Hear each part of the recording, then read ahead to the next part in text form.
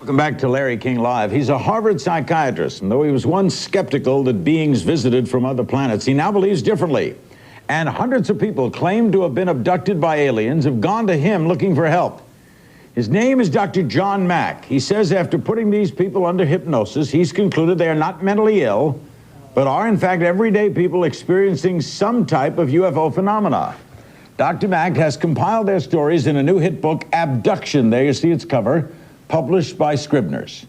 Dr. Mack joins us along with one of his patients, Mary Oscarson, a data management specialist who says aliens have been visiting her entire life. How long have you been a patient, Mary, of Dr. Mack's? I first contacted John in November of 1992.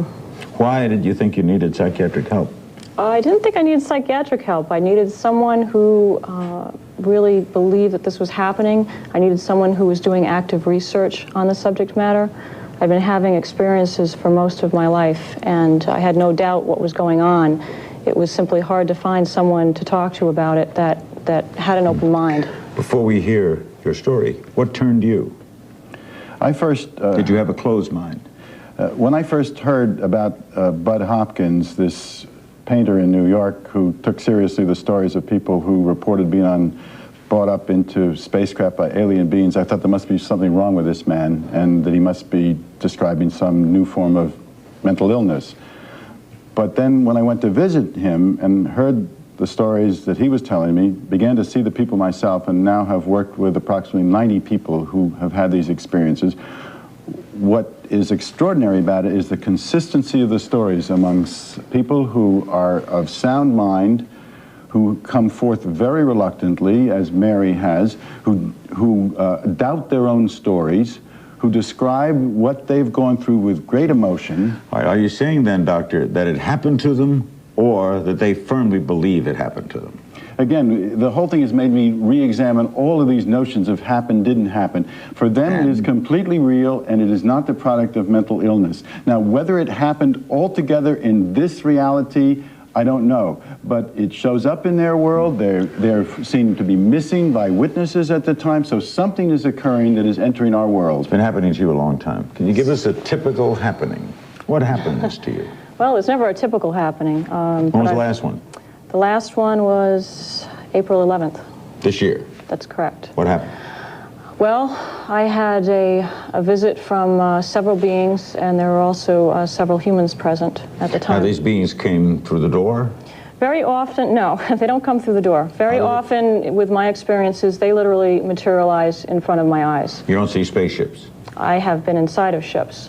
I never get to see them from the outside. I'm always on the inside. How do you get in? Usually, I am transported through a window.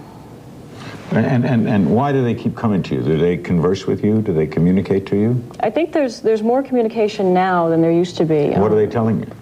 Well, they're telling me a lot of things. One of the things they've told me consistently is that they care, that they're not here treating us as guinea pigs or human experiments, that there is some level of concern on their part for our well-being. This is said in English by people who look like what? This is said telepathically. Most of the communication that transpires between myself and them is telepathic. Isn't that the first trigger a psychiatrist says, mental illness? I'm hearing things telepathically. The radio is talking to me. People are telling me what to do. I'm hearing voices. You might think so, but in these cases, these people have been examined by myself. They've been tested psychologically. They are of above average intelligence. They are of sound mind. They've been shown as of superior mental functioning by the testers. So there is not indication of any kind of psychiatric condition that can account for this that I've been able to find. Do you, Mary, telepathically respond back to them? Yes, I do. Have you ever asked them the basic, simple question? Why don't you land at the White House? No, I haven't asked them that. My concern is, why do you come here to see me? And what do they tell you? The answer is, because we care. Okay, but I mean, why did you ever ask them why they didn't go see Madame Albright? Or why they didn't go see... I wish they'd go see everyone. I wish they'd go see everyone. Why don't they come here now, do you think? I wish they'd go see everyone, because then more people would have the opportunity to experience what people like myself are. Why do you think they don't materialize here? I think that perhaps the society is not ready for this. But you are, and they're not? I'm reluctantly ready for it. This has been happening most of my life, and there's no way to get away from it. So for people like me, we're sort of forced to deal with it. And Mary's story is like a lot of other stories. It's a very characteristic story. That the beings appear. Yeah. In fact, when one abductee hears the story of another abductee, they react with shock because they don't want to believe it's true.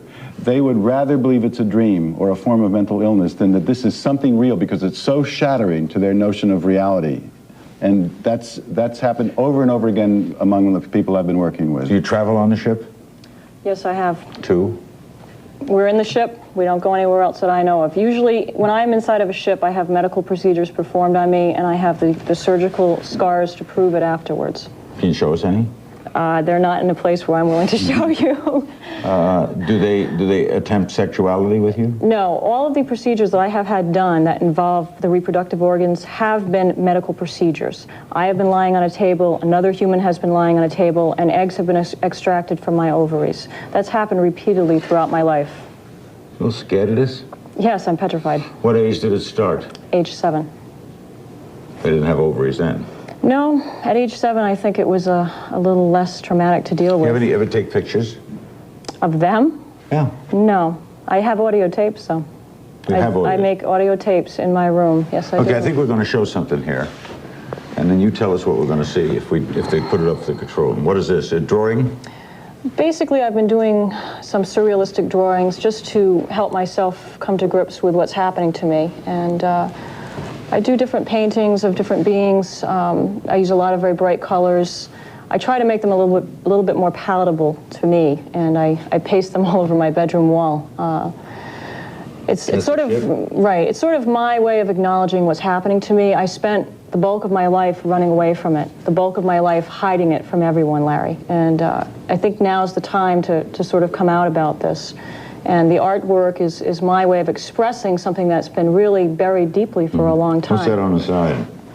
The symbols, I have no idea what they are. They drew them? No. Or you drew them, but you don't know why you drew them? I don't know why I've drawn them, no. But I think they're very important. What does it all mean, Dr. Mack?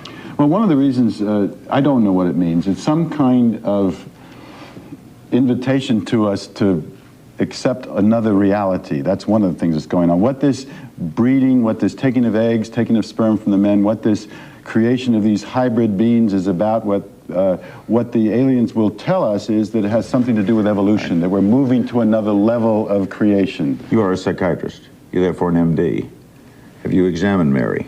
Have I done a physical examination on Mary? No, I haven't. But I've seen. God, when you want to do I have no. I have looked in the case of many abductees who have marks on their body, or scoop marks, or in the case of one man who had a number of these lesions in a symmetrical arrangement. And the critics will often say, well, they're self-inflicted. This man happens to be a quadriplegic, and he can't do it. Have you seen implants?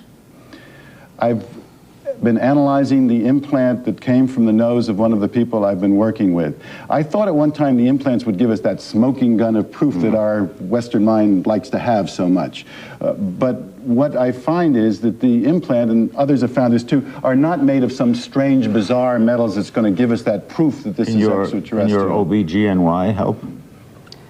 Has my doctor helped? Can he say publicly, well, there are some things that Mary has, nobody has? I think that he's always been very confused about some of the things that have gone on with me, and for a long time I didn't tell him what was happening. I've had about 6 ovarian cysts, all of which have come after encounters with these beings. We're going to be joined by the aforementioned Bud Hopkins and a psychologist, Dr. Baker from Lexington, a critic of this. This is Larry King Live. Don't go away.